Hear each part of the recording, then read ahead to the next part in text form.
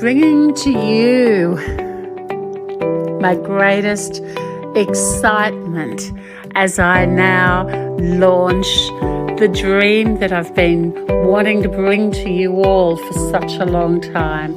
My first podcast, Slaying the Dragon by Elizabeth Allen from Empowered Alchemy, as we celebrate, commiserate, empathize with compassion, raw, wild and real journeys of our soul struggling to get through this human life on Mother Earth during the times of confluence and change. But you know that you have the tools to navigate your highest self-purpose. You know that you are now bringing towards you self-care as you now have the ascension strategies in place to own and honor your own truth and share your story with others, to give them the courage and the strength to know that if you can share one tool with someone else, you are making their day so much easier and so much more rewarding. Hi, Michal. Welcome to my podcast, Slaying the Dragon. And I'm so excited and so humbled to have you here on my podcast channel. It's beautiful to see you with your gorgeous paintings behind you. And to just lay the background, if you like, just briefly on how I met you. It was during the end of 2021, during our COVID lockdown, and I was, as an artist and doing art medicine here in Australia, and I felt a need to reach out when we were all in isolation and we were all feeling a place of judgment and not having a voice, not being seen, not being heard. And as an artist and a healer and a life coach, a hypnotherapist with Empowered Alchemy, I just had this need to reach out to like-minded souls. And I saw your ad, I think it was the water series that you were doing at the time. And I think with the deep emotions I was feeling, I was drawn to the water. Mm-hmm. And I remember watching the little video with you with the water series, and you were playing and loving the Sea of Galilee, which is your favorite sea in Israel where you live. Mm-hmm. So welcome, Michal Shimoni. Thank is that you, how I pronounce it, Michal Shimoni or Shimoni? Actually, you say Michal in Hebrew. Michal. Beautiful. Yeah. Thank you. That's my Australian accent. Please forgive me. I mean, nobody can say it except here. Thank you. I'm so honored to be here. I'm so glad we met. And thank you for inviting me to your show, your podcast. Yeah. Slaying the Dragon. It's raw, it's wild, it's real. It's unedited. It's about the hero's journey when our world fell apart. And prior to that time, we may have been living a life not knowing what was outside of our four safe walls or questioning why things were happening.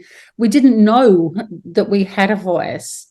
And then our world starts to fall apart. And with our brief chat just before we came on and recorded it, you were sharing some trauma with me on how your world did begin to fall apart at a very young age. Mm-hmm. Is it the painting behind you with the little girl? Is that your art medicine that you're painting with that beautiful little girl in the white dress? Is that your inner child? It could be, sometimes things come to me that I don't plan. And it could be my inner child being sent to the world as a seed by Mother Earth. Well, that's beautiful. And the water, is that the water that she's in? Are you in the Sea of Galilee there? Yeah, that's okay. Well, that's perfect, Michal. That's perfect. Thank you. Leave it. Yeah. Leave it. Don't play. Just leave it. Leave it alone. It's perfect exactly as it is. Yeah.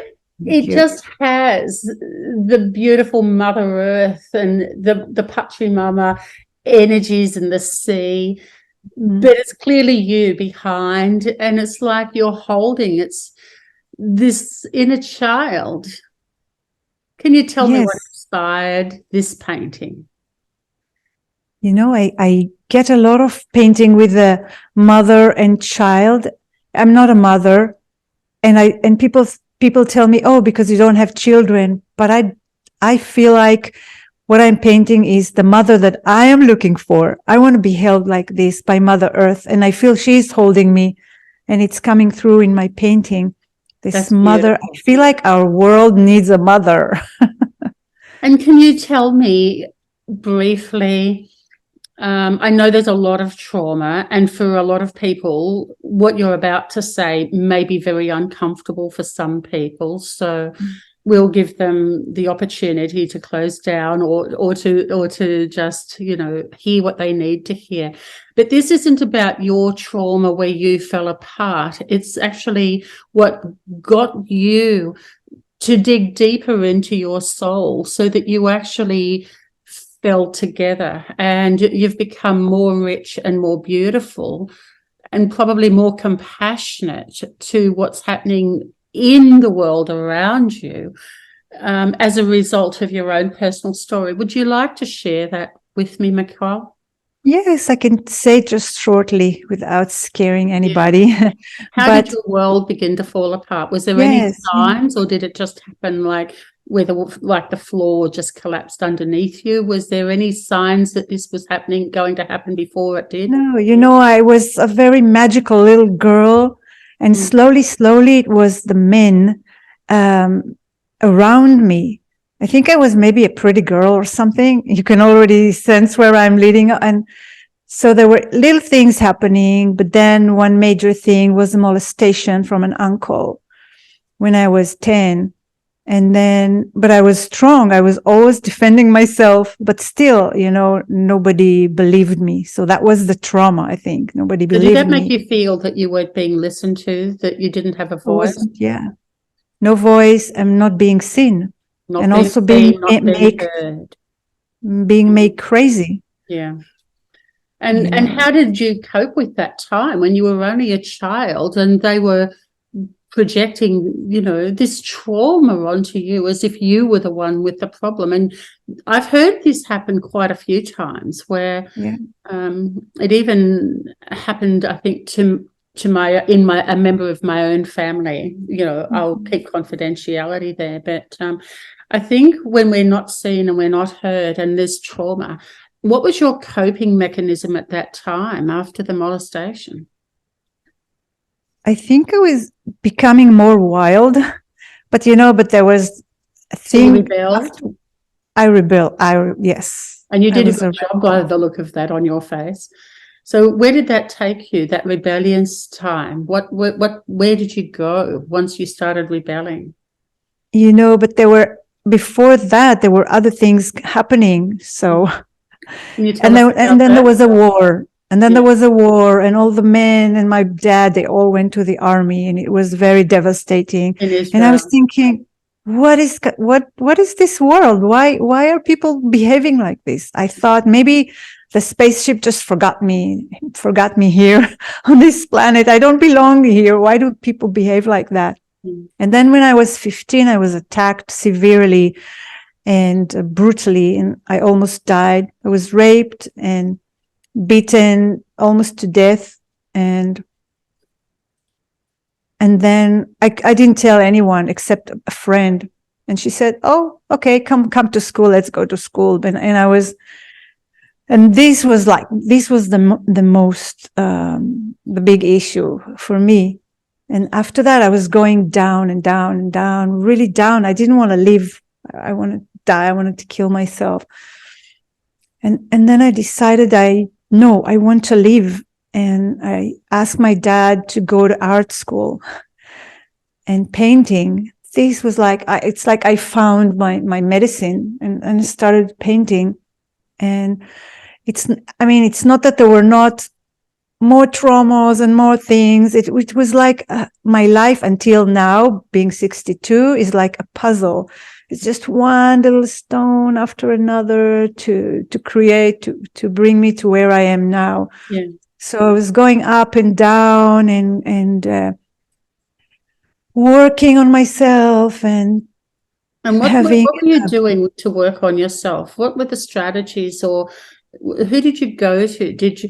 Because you weren't heard and you weren't seen and you weren't listened to, and it was like you were probably made to feel like you were the one with the problem with the first molestation. Right. So because that set the programming, when the brutality of this of when you were 15, of the brutality of the rape, you felt that there was no point in reaching out and telling your family because you already weren't being seen and you weren't being supported. But you'd also had a rebellious time in between. So were you frightened of their judgment and the shame of them not seeing you and not hearing you and not supporting you? Is that why you didn't go to your parents? I just didn't trust them anymore. Yeah. I didn't feel comfortable. Yeah. For me. So there was a I didn't betrayal. trust. Yeah. There was a betrayal and a feeling of abandonment from your own family. I hope they don't listen to it. I don't want to make them sad. But this is your story, and it's made you who they are. It's made you who you are today. Yeah, it's not judgment. And I want to make sure that we come away from judgment, because I think we all can only act with the tools and the resources that we have at the time.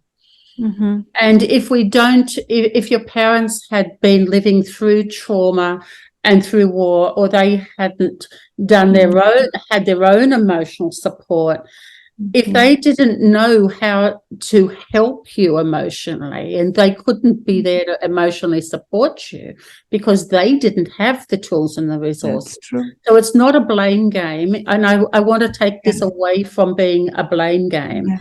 It's so true. Yeah, I was talking to them. Yeah. And it's your movie. And we don't want to belittle the trauma that you went through.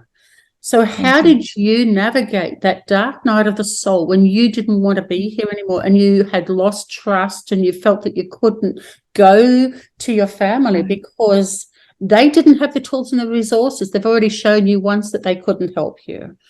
So how did you navigate that dark night of the soul? Well, I was doing drugs and the art. Actually, I was doing drugs, and then when I was 18, I felt like, no, I'm going to lose my life. I'm going to lose myself. So I decided I'm going to art school. And this just really started to lift me up from where I was. Fantastic. It just made me so happy. And so then you'd already fallen down the hole, and you were now starting to climb out of the hole with your own resources. And art school gave you your own internal resources. Painting. Share more with that journey. About painting? Yeah, about art school and your world, how you started to come back together again. Yeah, it just made me connect to my inner vision. Actually, that's how it started, because I had a vision about a world that people are like noble beings, and they're joyous, and they are happy, and they take care of the earth. And that's what I wanted to paint. And then I went to art school. In a way, I kind of lost myself in art school because we were painting a lot of bottles and chairs and nude and models, and a lot of criticism. A lot of criticism.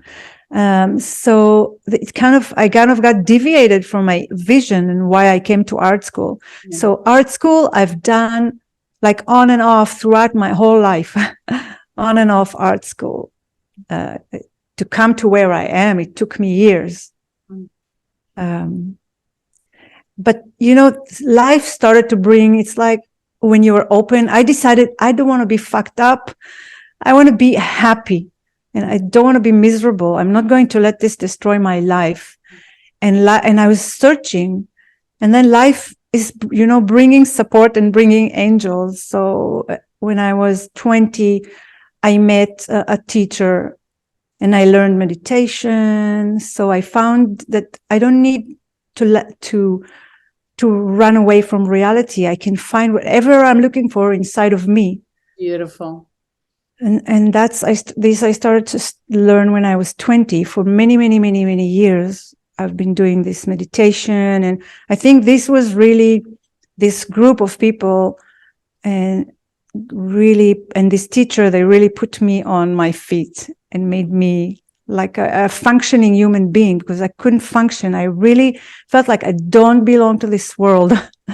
And then I came to a point where I felt like I'm here to serve, and I'm here to help other people who went through the difficulties I went through, to young girls and women, especially because I've seen so many women being hurt like this.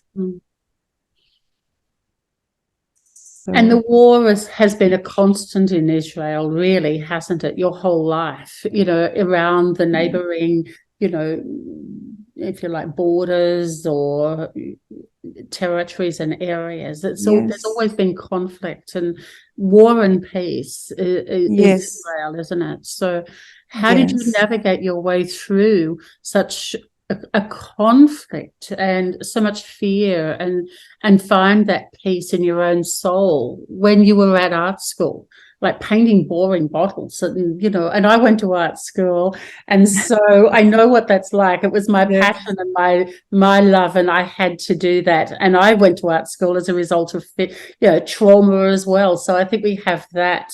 And I had to move forward, and it was the only.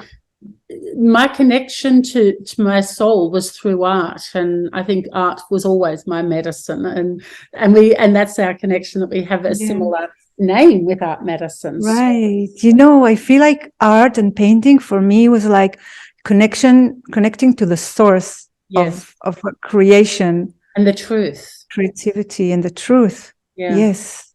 And peeling back the layers of what's irrelevant or superfluous or exterior, and peeling off the layers and going down deeper and deeper. And we bare our soul. And with your paintings, I always have that connection of soul through your paintings, that there's such a gentleness and such a strength in every one of your paintings. There's an internal sense of peace.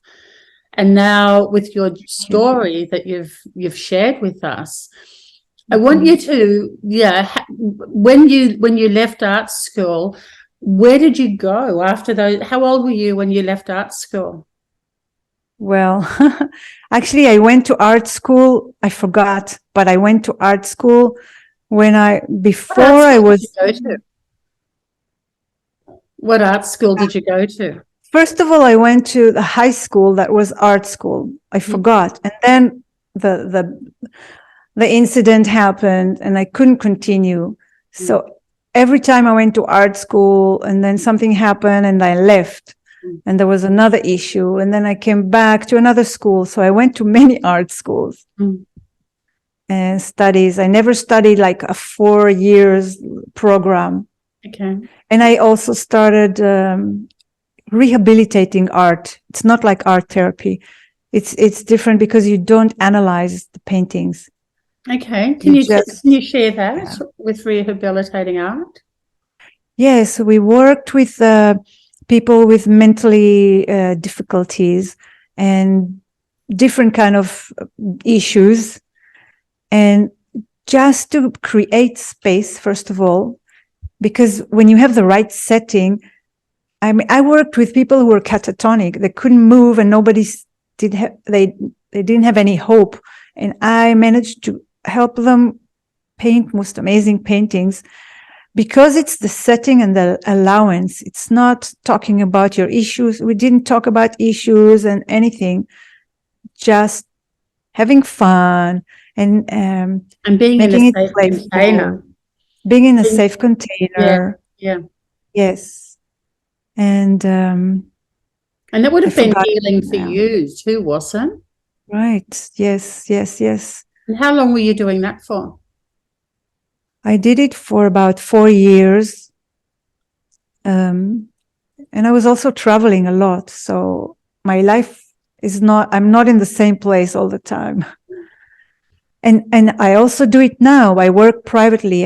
It's not, I'm not publishing it anywhere. I'm not doing ads. People just come to me and I have young girls mostly are coming to me with that are suicidal. So I work with them. We hardly talk.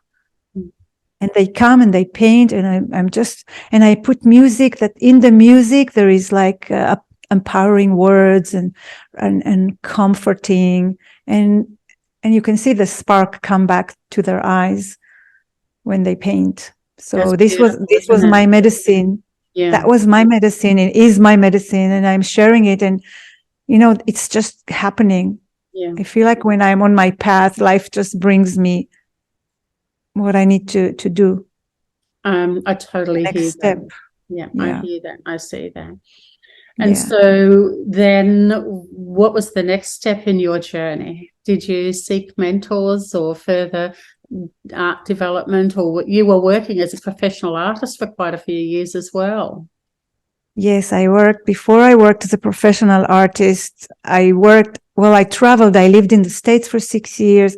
I worked for many other artists because I was like a transparent being, and I thought I was transparent. And I thought this is because I'm egoless. That's so funny, being transparent and being able to paint for others, and they come and sign. and then I realized I just didn't see myself. And then my husband said, okay, now it's your turn. And I started painting as professionally to sell my own art.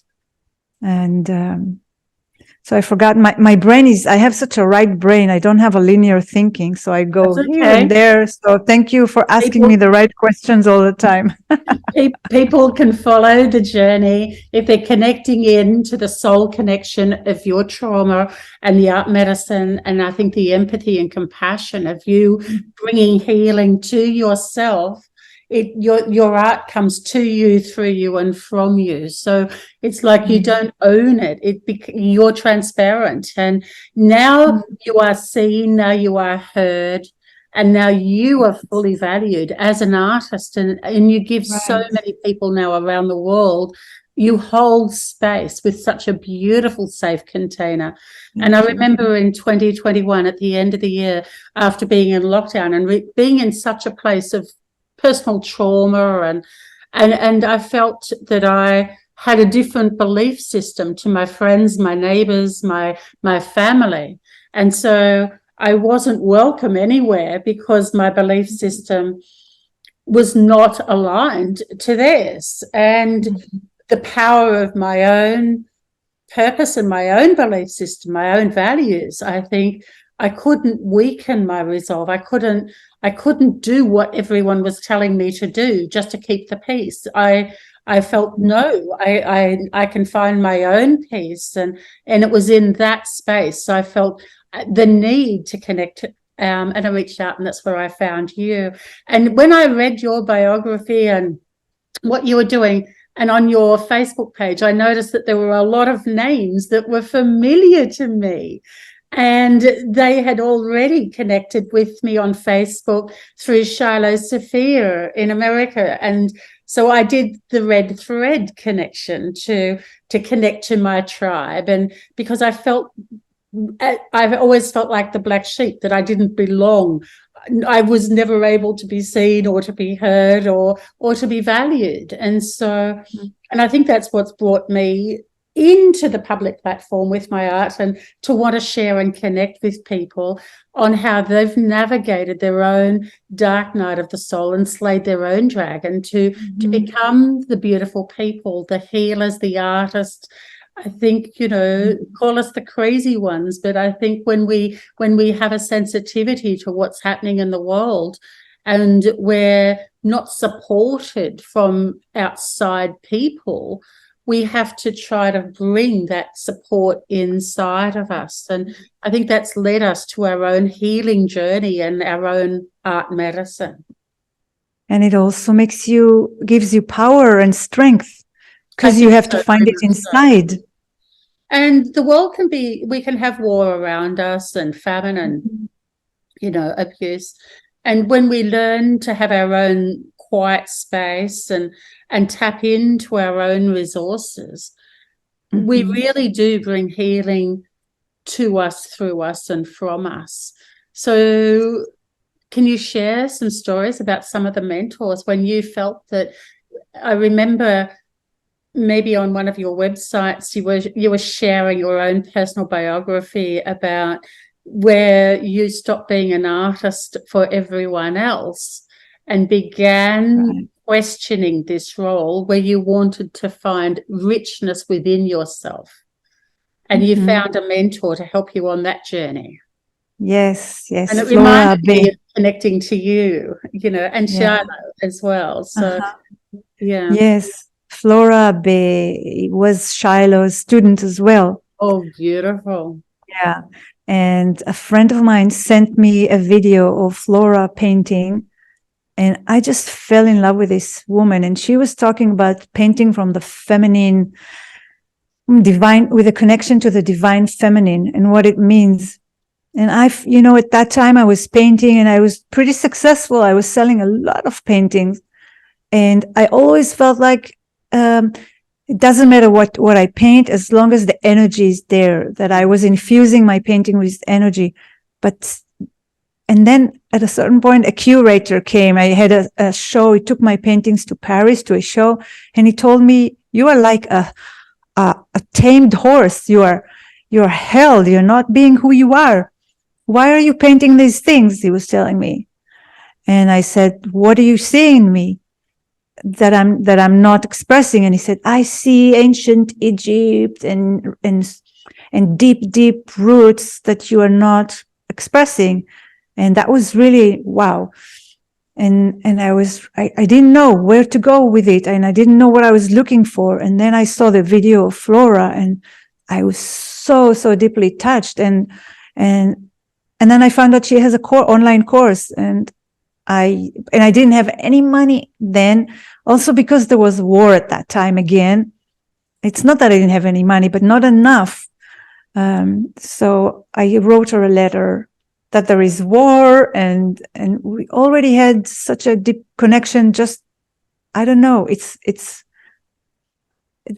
was the divine feminine, divine mother, I don't know, divine intervention, that she said, okay, we split it in two, or she gave me half a price, I don't remember. And then I started connecting, standing in front of a black canvas, connecting deeply within with her guidance. And suddenly all these women started to appear, and I didn't even know what I was painting, but it was just about allowing what wants to come through. And what came through were these women. And slowly I started to understand, because people were saying to me when I used to be a professional artist, I am still, "Why are you painting people? I don't like people looking at me from the walls." And I had all these women suddenly looking at me from the walls, and I was like criticizing myself. One day in one of the wars, and I felt a bit afraid. So I was sitting in my living room, and then I was looking at all the women, and they were staring at me, and I just felt peace. And I felt like everything is okay. And they just show me the strength that I have, the power that I have, and just a sense of, I can't express it. And so now I understand. Yeah, I understand better what I'm doing. And I'm also understanding that it's a mirror. She behind me, she's like a goddess in a way, but she's also me. That's right. So, Mother Earth, I am Mother Earth as well. I'm part of her also. Right. So it's an amazing revelation. And also I started painting with Flora, and I started to put music from Peru, Peruvian shamans, because I was connecting with his culture and their ceremonies. And suddenly I was painting, and I was feeling the Amazon talking to me, and images coming of tribal people that I've never seen before. And I was like, what is this? It's amazing. And even the name came, Amazonian Blues. And it was like, being so surprised. It's like painting this way. It's like being a channel or a vessel for somebody to come through you. Yeah. And you're surprised. It's so different than painting from, like we did at art school, that we were looking at things outside of ourselves. And the But here, analytical objective drawing. yes, Now this was so totally subjective and internalized, and the awareness. right. Yeah. So yeah, keep going. It's beautiful. It's Yeah, and great now, to share this process. yes. And now when I knew and I felt like it's not me, it's like I'm a vessel and something is coming through me. Maybe it's me too. And then other artists, I mean, people came to my house and they said things about my art, but I always dreaded artists coming to, because we are so trained from art school to respond to painting in a critical way. So I was like dreading them. One day, one of my teachers, who is an amazing painter, he came to me and he said, Michal, why are you painting eyes like this? It's so like, it's cartoonish. And I said, it's not me. It's the divine power that comes through me. That's how I felt. Like I don't care anymore about this criticism. Good. So you I started don't to feel care. an internal strength. Yes, and I don't care if it's not perfect. Like the little girl here behind me doesn't have one palm, but I just felt like I don't feel like painting one. I feel like the painting is done now, and I don't care that. Do you want to could see be under her dress. It could be up under her sleeve. Or, that's what I said to myself. It could be under her sleeve. And that's what I've had to learn to do, is to not over finish paintings, because I can finish it and then I can wreck it. And, I'm really my own worst enemy when it comes to a lot of the processes. And then I recognize that it is the process and it is subjective. And as we're processing that, that's constantly shifting and changing. It's not like we have a reference that we've taken photos or we've planned it. It's coming from an internal state of our mind and our soul, our heart, our experiences, our dreams. So when we're painting that as medicine, really, we're not even coming from a conscious place of healing us. We're just absorbed in the internal state. Yeah. Right. And I think people feel that energy. They feel that connection. I feel that when I look through your and Flora's work too. And it's interesting that Flora was your mentor. And it's only recently I've connected in with Flora. So, and now I find that, Charlotte, the triangle is being connected. And all of these people are now coming forward. So, it'd be interesting. I'd love to have a chat with Flora and Shiloh as well and see, because I think that would be so powerful for humanity, for them to share their story and their dark night of the soul on how they step forward into this realm. And when our life is not a safe place and we don't have the support, we have to find a deeper place within us, because you learned at a young age that being a rebel and drugged were not going to help you. In fact, you almost lost yourself even further in that journey. And so what was the redeeming? Do you remember having that light shining where you were reaching towards something that you were holding on to and getting out with your own resources? Sounds like there's been quite a few journeys where you're going along and you fall down the hole like Dumbo the elephant, and you get out of it with your own resources, and then you come back up and you journey again, and then you fall down again. And you get out because now you could do it last time, you can do it again. And then you recognize that journeying along and you fall down again. And you think, wow, when am I going to stop falling down this hole? So you start noticing that the hole is there, or the same trap. And it's like a bit like that. It's a bit like the hamster on the wheel, isn't it? That, or a movie is on replay again and again and again. And we become then aware. And I think when we have awareness is the first stage of all healing. And when you became aware and you started to bring healing and peace to you, now you can recognize when you're out of balance and the hole is there. What are your strategies to, as you're building forward through navigating this journey, this segue forward from your own business or painting for other people and then mentors and then painting for yourself? How have you continued to do your own self-care and your own self-work? Because now you do beautiful retreats online as well as with in the Sea of Galilee. Yeah. So what are first your was, internal coping mechanisms to hold space, sacred space for you, so you don't become transparent or lose yourself with other people or other strong personalities? How do you hold a safe container and a safe place for you? That made you jump then, didn't it? You didn't the like first that. thing, the main thing, the first thing is my breath. Good girl. And This are you is, consciously aware of that breath? yes, even now when I'm talking to you.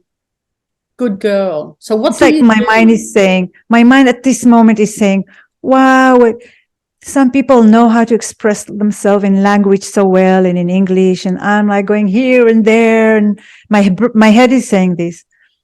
And so my breath is just like very calm and saying, don't believe it. Don't believe it. Just stay. Inner critic. Yes. The inner It's critic. there when I paint. It's there. So, okay, you're there, but it's not true. I don't believe you. So I'm just listening. I prefer to listen to my breath. And it's here and I feel it. And this is the most precious thing I have when I have like bodily pains, when I'm sick, whatever happens. This is the first thing. It's so healing and so nurturing. And And it's it's divine. interesting that unconsciously you're placing your hand over your heart and you're looking up.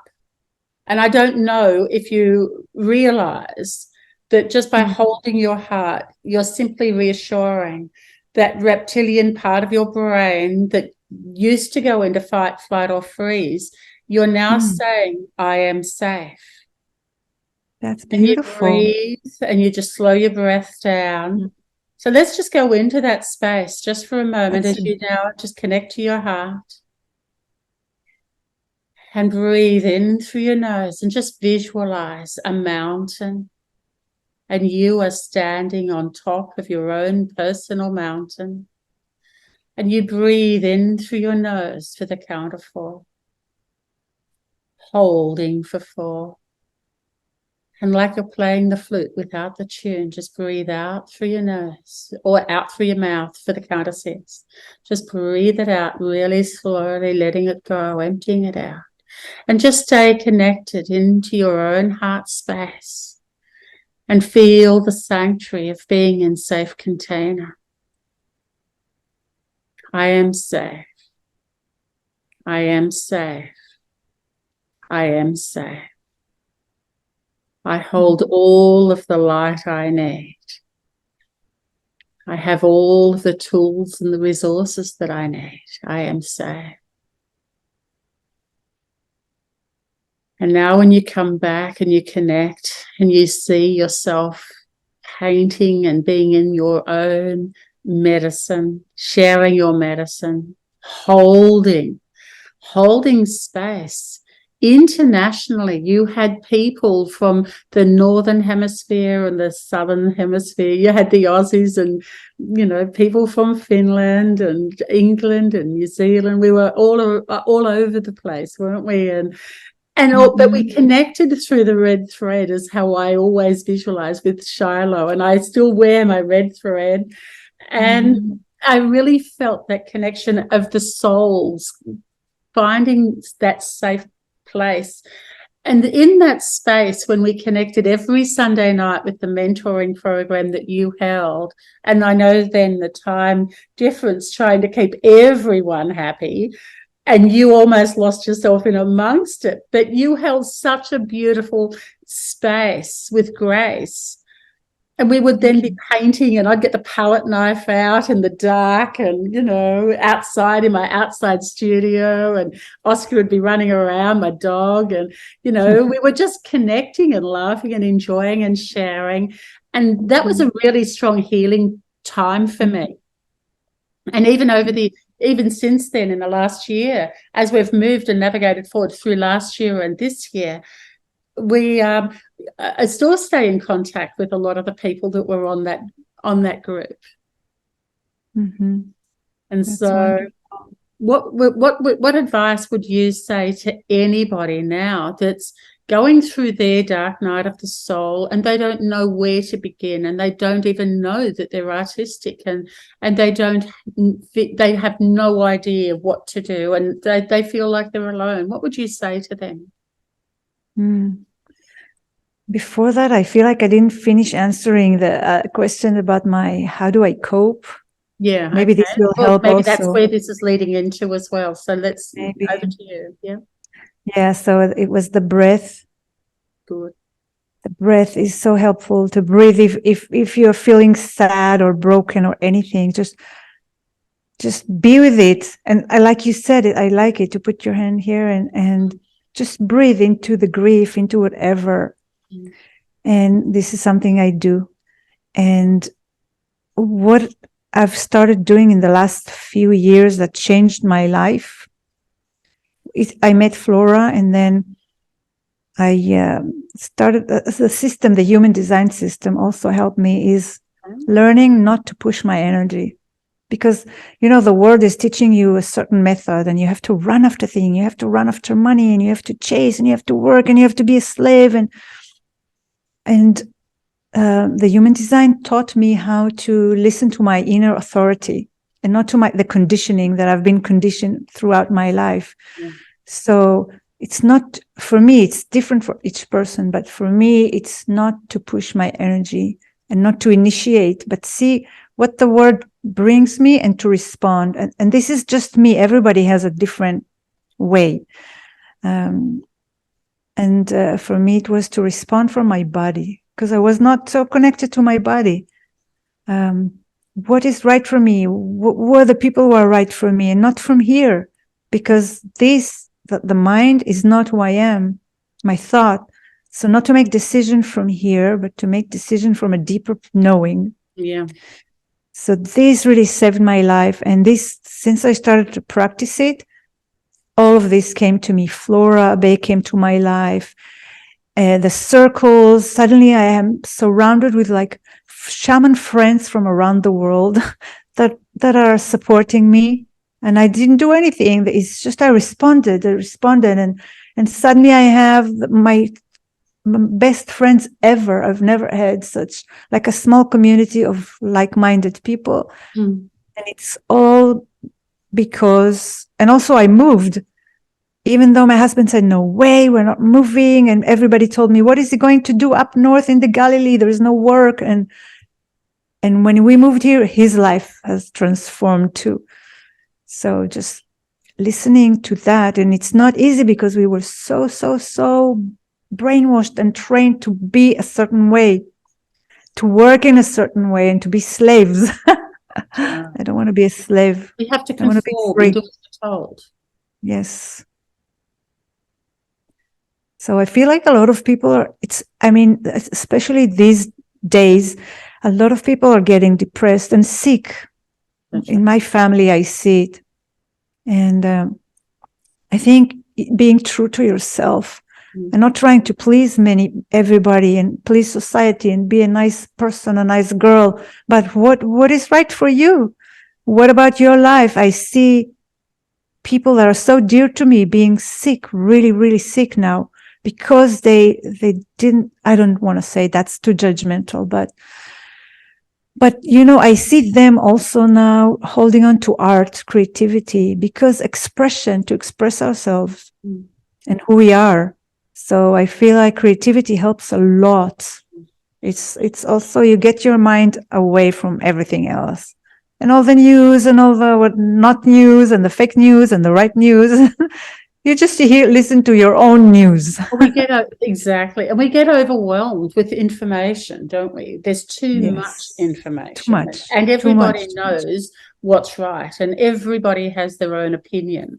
Right. And when we bring ourselves back into our own space and listen, I like the way you say that, listen to our own news and our own mindset and our own feelings and our own connection to what's real. We find peace with that and we find our way forward through that. Yeah, and it's so important to connect with the body, and it helps to be in nature. to lie on the earth, to speak with them, with the trees, just to get back to our own nature by being in nature, because I feel like we got lost, humanity, not all of us, but some of us, and to just get back with our own nature and who we really are. Mm. And how far away from where you're living now is the Sea of Galilee? 15 minutes drive. Okay. Do you go there every day? No, not now. Now it's winter, so I don't go to swim. But in the summer, I go. Is it in Israel now?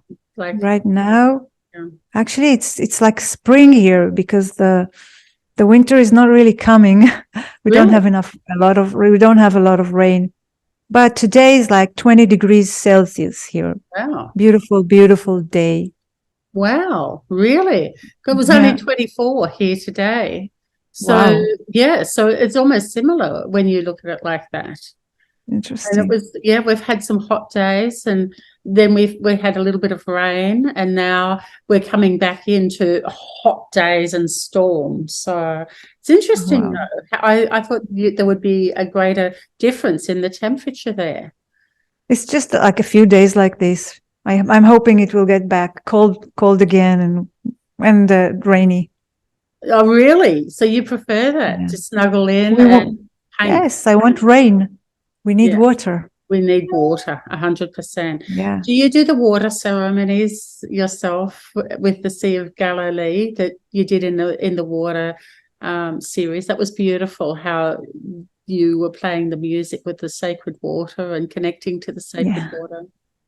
Every time I go to the Sea of Galilee, for me, it's a ceremony. Because when I go in and I feel like it's an entity, it's so divine for me, the sweet water, and it's like silk and velvet. And I always talk to her. It's a ceremony because I'm so thankful. So I swim and I say, thank you, thank you, thank you. And then I float, and the birds, and then I'm starting to get ideas, and I feel like, because I'm coming with such respect and so much love, I'm in love with the Sea of Galilee.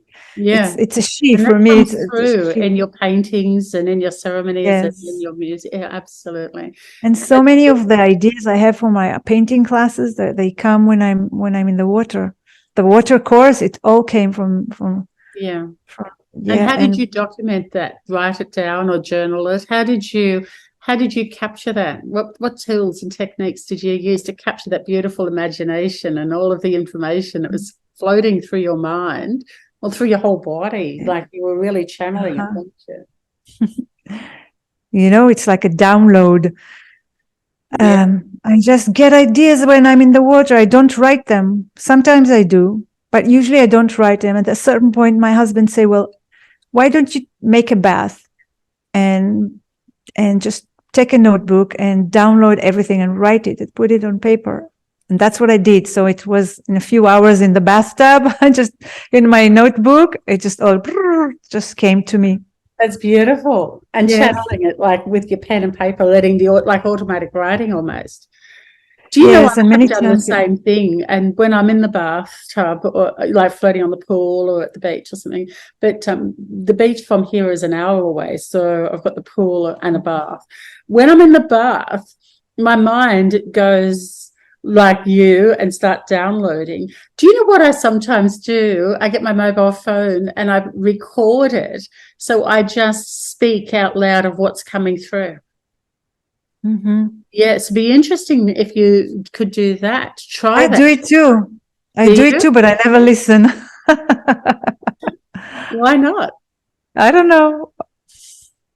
I do it too, but it's enough for me to record it, and then it stays. Okay, and that's all you need to do. And then when the videographer comes, so many times I just do something completely different than what I planned to do. And that's the truth too. So when you plan to do a workshop, do you have it all set up with the units, and then you get your videographer to come in to film it for you, do you? I have it more or less like when I did Mother Earth. I'm doing the background, and I'm now looking for an image, and I couldn't find. It was so difficult because I wanted to paint a painting that would go like this. That was the plan. Yeah. And it will be great on the computer screen when it's like this, and I will look good on a big background like this. Yeah. The greatest plans. Yes, but then I just saw a figure and a little girl, and I thought, it's just nothing. I don't like it, and it's all in front of the camera, and it's the course, and I'm paying the videographer, and what I'm going to do. It was a struggle, and I didn't like what was coming, and this is a painting I wrecked in a way so many times, but I'm so glad I did, because I didn't want to give up. And in the end, suddenly she started to appear, and it's now my favorite painting ever. Because I can read that in. I can feel the process of what you've just explained. Yes. And I think you've articulated that so beautifully, because I think a lot of internal artists that go into that place of awareness and at connecting to our soul, it's a completely different place to our mind of what we think we're going to do, and what's coming out, what's coming through us is not what we planned on doing. Right. And sometimes and sometimes you have to become so frustrated that you just don't care anymore. And then something comes that you didn't plan and that you've never done before. And you dare because you don't care anymore. So you dare. Well, you've got nothing to lose at that stage, have you? Yes. And the frustration sometimes can bring something good. So I'm learning, that to trust the process and to trust the frustration too. And not to be mad at myself. It can be really quick to evolve through the blocks, can't it? It's like it just comes really fast. It just comes out. We're not controlling it. It's just coming through us. Right. It's just the vessel to let that come through. I suddenly dared to put these branches out, from her, and she had long white hair, and I just eliminated all of it, and suddenly I started to go with these branches coming, and it was so fun, so much fun. So it's kind of, I stepped out of my way in a way. And recently you went to Peru. Oh, yes, that was amazing. What led you to that journey? Because you had some challenges, even, being able with lockdown and everything, and family being sick, and make big decisions whether you should leave or go. Can you tell us how you made that process? And it all fell together when you made the decision, because you were going to hold retreat. And I was thinking I'd love to be there in Peru with you to do this. Yes. But it just didn't happen from Australia at that point. But share that journey with us. I wanted to take everyone, all my students. We wanted to Peru. go, I think, too. But I think I needed a rest. Yeah. I needed to just give myself and to be with my husband, because we were so busy. So suddenly we had a whole month to be together. That was, and to learn, explore without taking care of anybody. Yes. And to be away from family and friends that were sick, really sick, and to just say, okay, now I need to be responsible for myself, to recharge so I'll have strength to continue and inspiration to continue. And did you paint, or did you just gather inspiration while you were in Peru? I was staying with a friend of mine that is a beautiful, wise woman shaman, and her husband that is another incredible light being.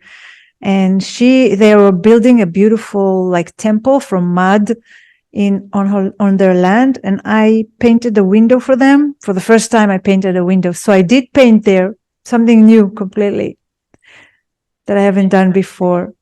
That's exciting, isn't it? Exciting. And did you paint the window on the glass, and then it was installed in the frame?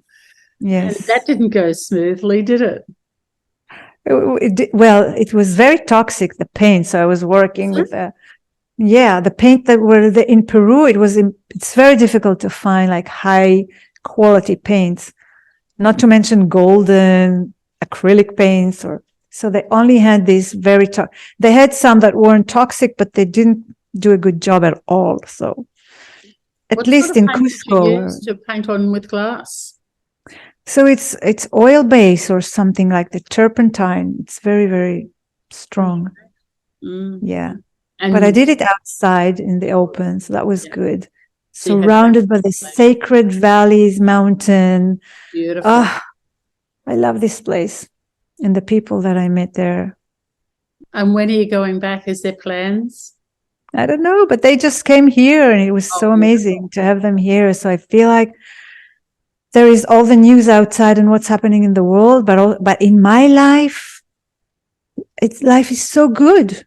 I mean, I have issues and there are issues, but life today, that's how I feel. Sometimes I don't feel like that, but today I feel like life is so good to me because I feel like I'm on my path and there is support and there is magic when I let go, because from time to time I find myself pushing. And I have my community on Facebook. I couldn't bring myself to even say Happy New Year or nothing. I couldn't hardly open the computer, and I just couldn't make myself. So I said, your body doesn't want it. Don't do what you do. Don't do things from your head.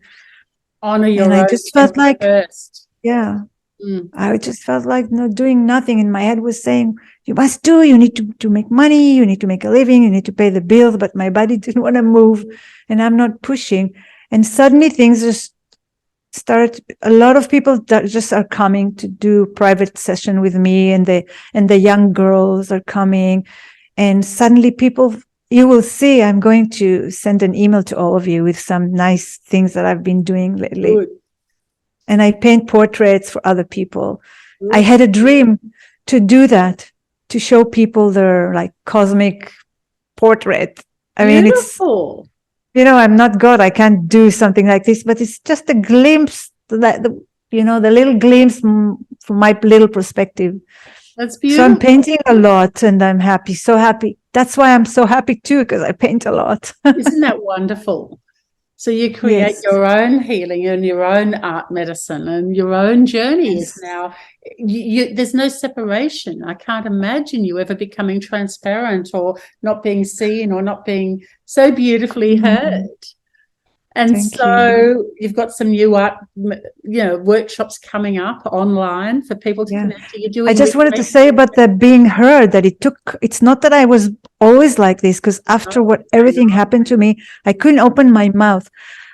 I was in a room with like 5 people, and suddenly everybody just listened to me, and I just blacked out. I didn't know what to say. I couldn't talk. I was so timid and so shy and so scared.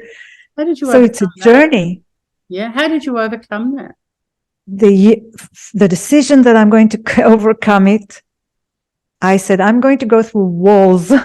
I'm going to melt this wall. Beautiful. I love that. It's almost like you can see yourself becoming Superwoman, or Wonder Woman, or you're becoming your own superhero. You bring in this extra energy. You're like the Incredible Hulk, rip your shirt off and go straight through. Yes. That's beautiful. Yeah. And you have such a gentleness in the way you say that, but when you say it, there is such a power and such a passion that's behind that you're unstoppable, invincible. Wow, that's thank you. Word, isn't it? Invincible. Yes, thank you. Wow. Do you feel like that with your paintings?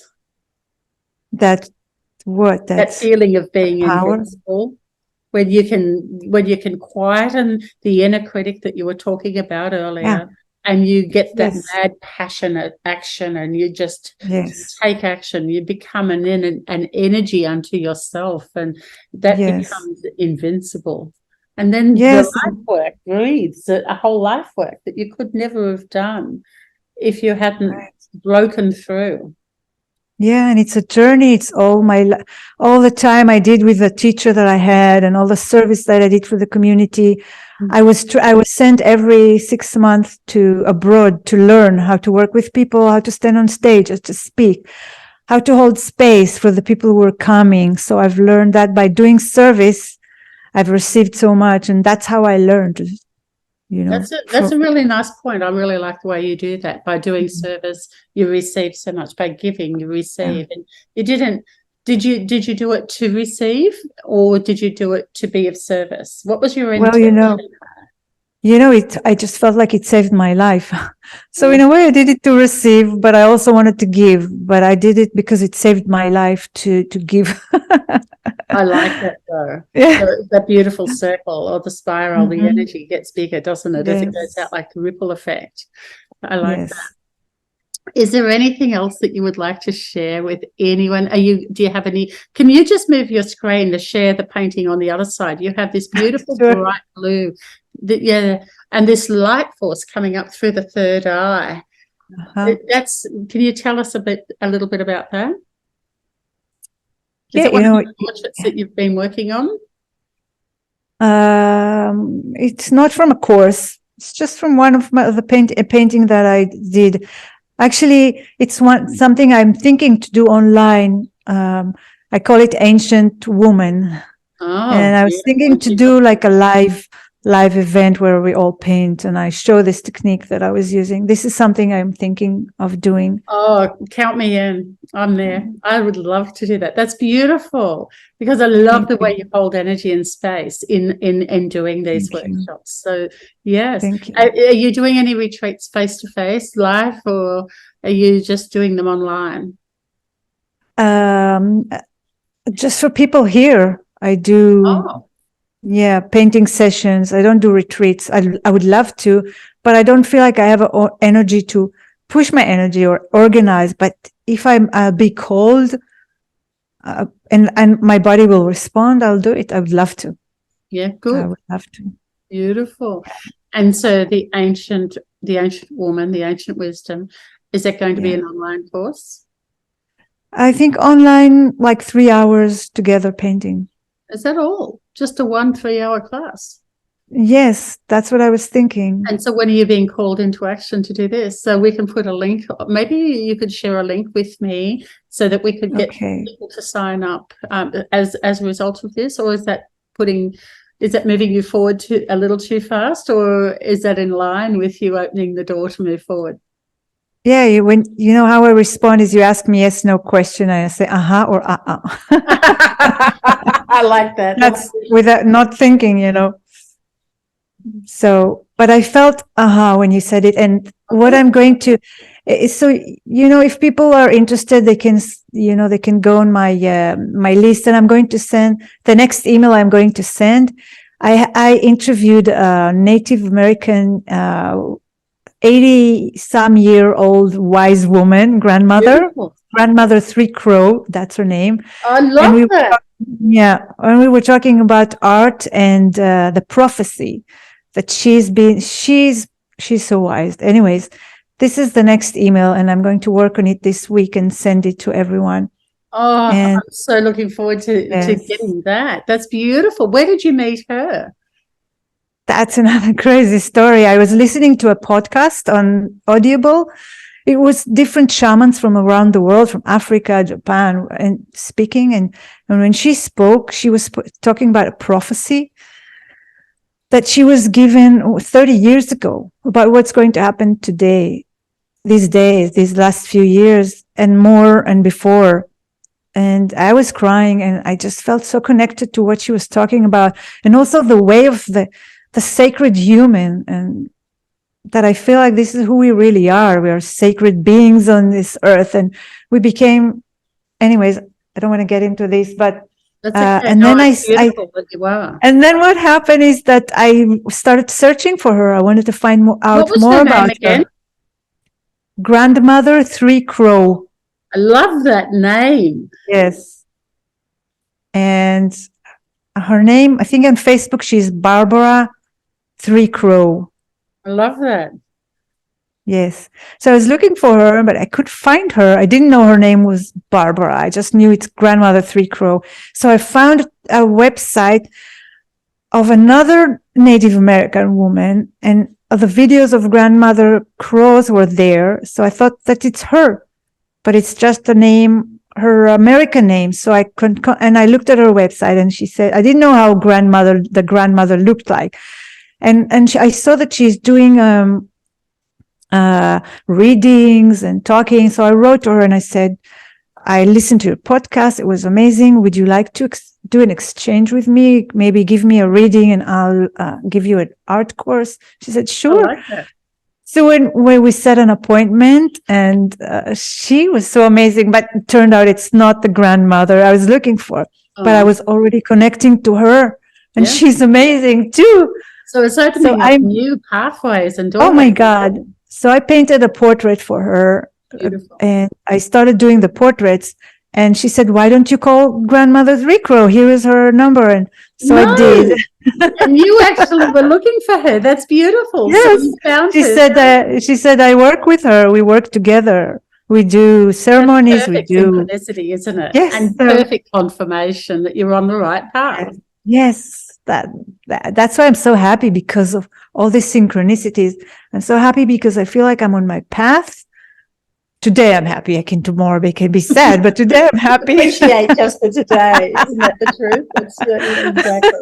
We get that. Because it's all happening these days. All these people that the grandmother and this grandmother and the grandmother from Peru that was here. So I feel like I'm being recharged, so I can do, because I feel like I'm here also to support my brothers and sisters. So beautiful. So we support each other, and when we live and we remind each other that that here is magic, I can forget it easily. So, but when I'm surrounded suddenly with people who remind me of that, I'm so happy. Yeah.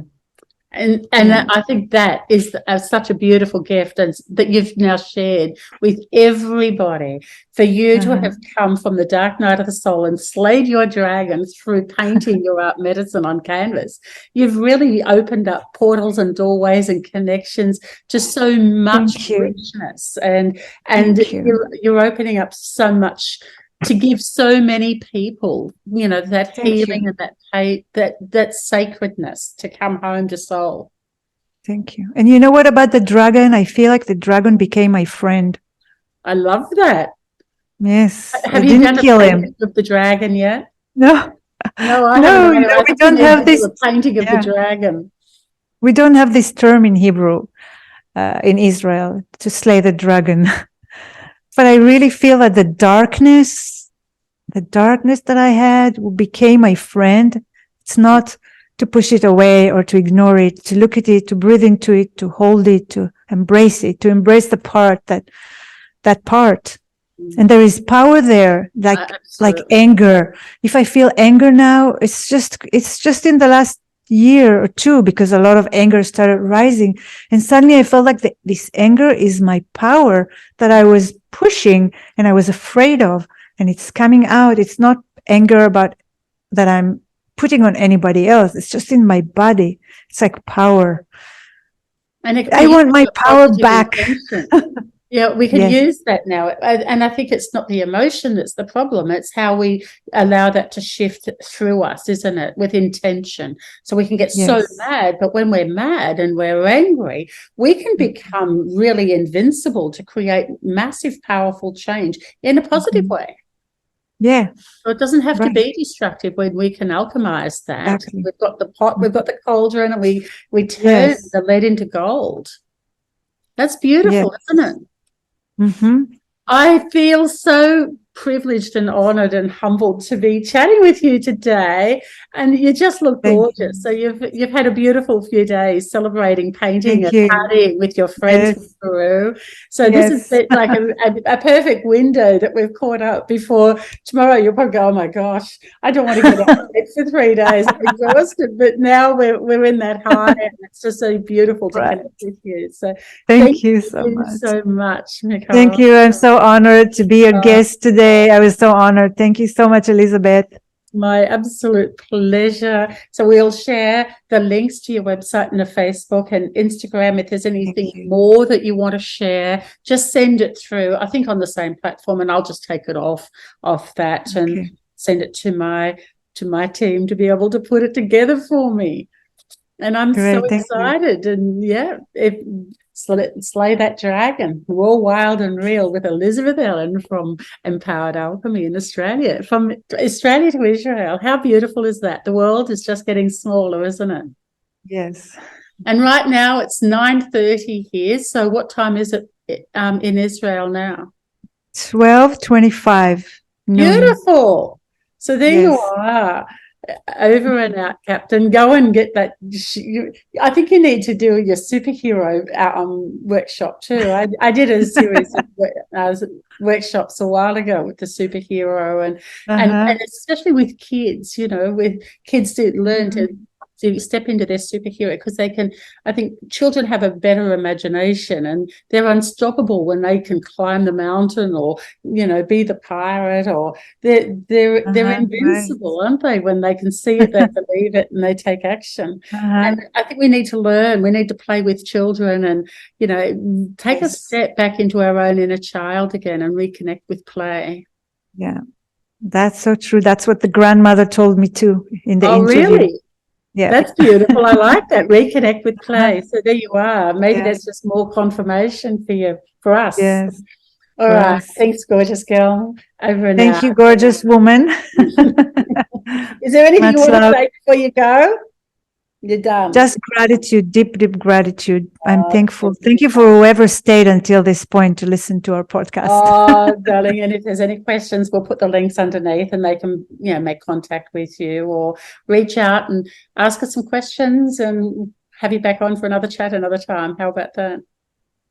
Yep. Thank you. See you, gorgeous. See you. Bye-bye.